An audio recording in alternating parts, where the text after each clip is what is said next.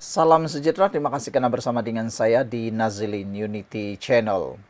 Gara-gara suka sangat nak sebar fitnah, akhirnya Anwar Ibrahim bersuara. Inilah fitnah terbaru yang dilemparkan oleh Walaun ialah kononnya kerajaan larang azan. Sebenarnya itu satu fitnah yang betul-betul tidak bertanggung jawab.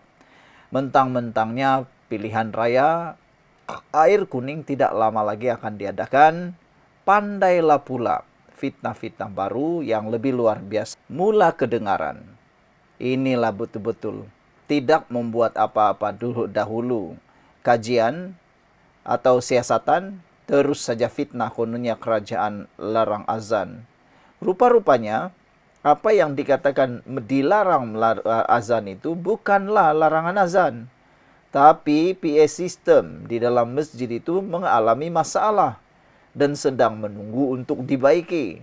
Jika Anda lihat gambar yang ada di dalam paparan ini, Anda akan lihat bahwa apa yang berlaku, PA sistemnya rusak.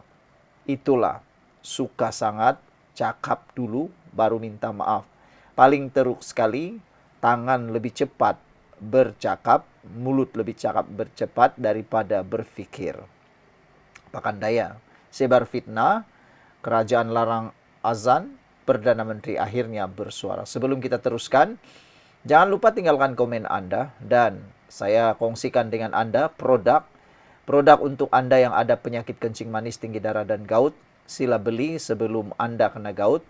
Lebih-lebih lagi menjelang raya ini, takut nanti waktu raya kena gout lah pula kan. Jadi produk yang saya kongsikan ini, produknya halal, berkesan, dan murah. Paling penting halal dan murah lah.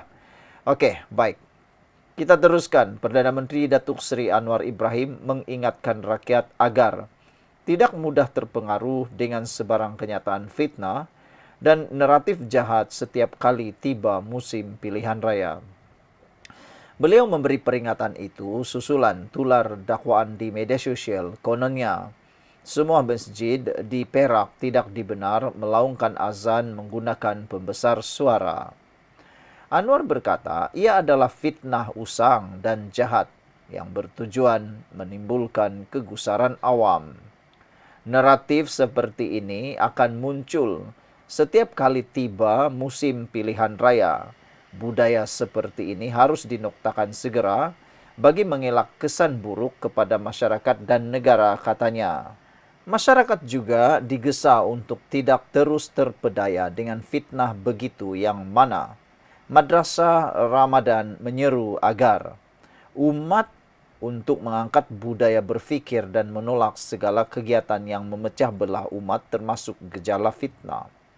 Perkara itu disampaikan dalam taklimat harian Perdana Menteri oleh Setiausaha Akbar Kanan, Tunku Nasrul Tunku Abaida. Terdahulu, Harapan Daily melaporkan seorang pengguna Facebook menuduh kerajaan Madani kononnya telah melarang azan menggunakan pembesar suara.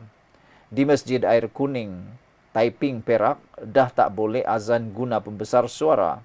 Sejak kerajaan Madanon ni, orang Islam dan Melayu tak nampak lagi kah?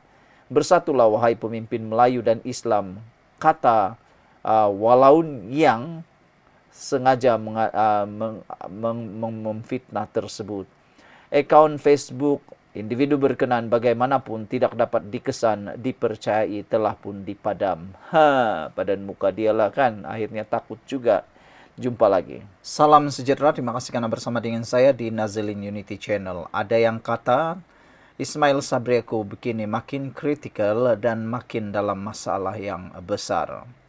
Hari ini kita disahkan bahwa SPRM telah pun menyita beberapa akaun berjumlah 13 akaun dan menyatakan bahwa dalam akaun tersebut ada nilai uang dalam beberapa juta.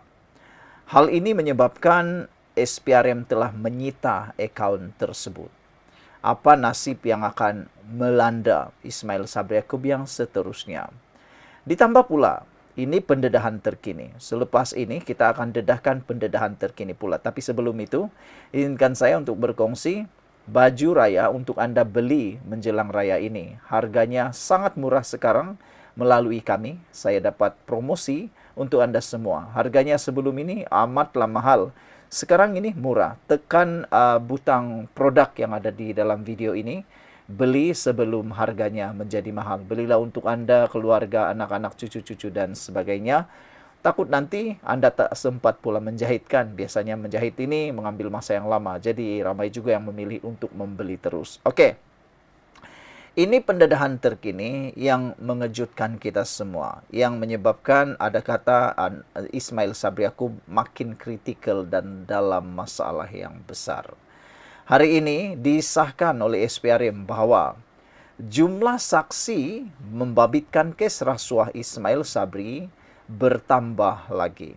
Ini maknanya makin lama makin ke dalam, lebih deep, very deep, makin ke dalam siasatan SPRM sehingga ke akar umbinya terjumpa. Yang di akar-akar, yang dalam-dalam mula ditemui. Kalau sebelum ini hanya di dasar-dasar.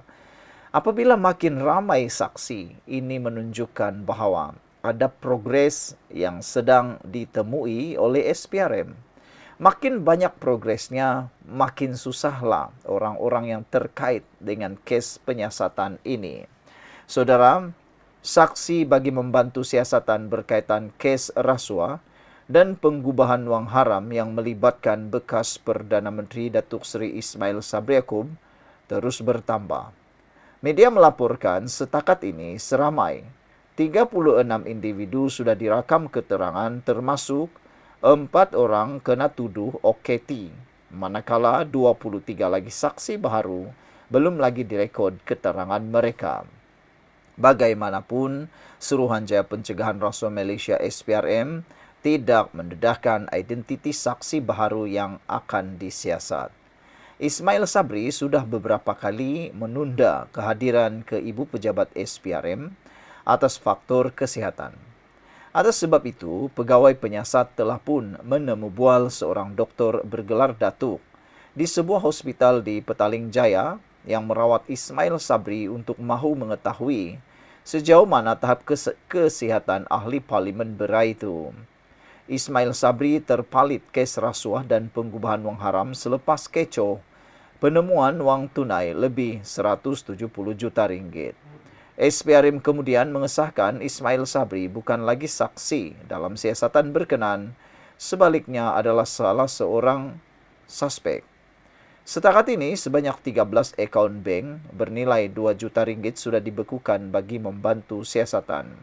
Kebanyakan akaun adalah milik 4 suspek yang ditahan sebelum ini, manakala bagi akaun Ismail Sabri masih belum dibekukan kerana akaun beliau sedang disiasat.